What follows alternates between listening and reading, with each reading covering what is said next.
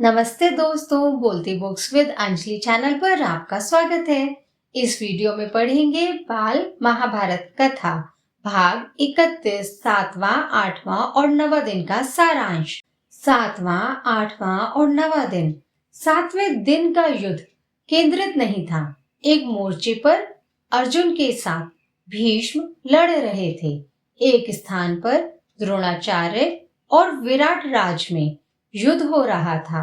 एक अन्य मोर्चे पर शिखंडी और अश्वत्थामा लड़ रहे थे। एक स्थान पर धृतराष्ट्र और दुर्योधन युद्ध कर रहे थे। नकुल और सहदेव अपने मामा शल्य पर बाण बरसा रहे थे।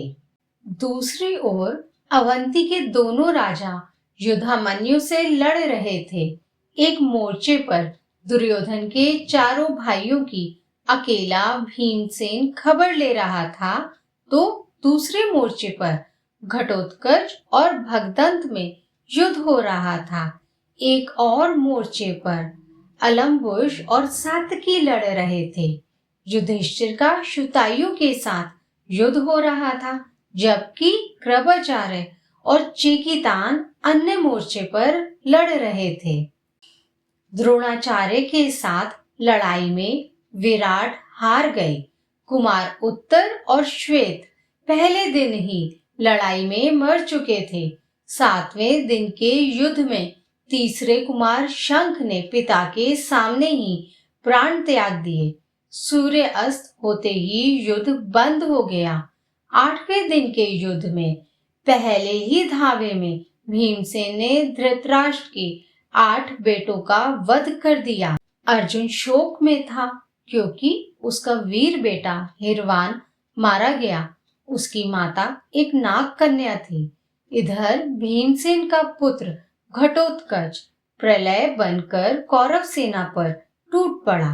युधिष्ठिर को लगा कि घटोत्कच पर कोई आफत आई है। उन्होंने भीमसेन को भेजा।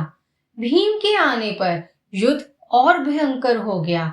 सूर्यास्त होते ही युद्ध बंद हो गया।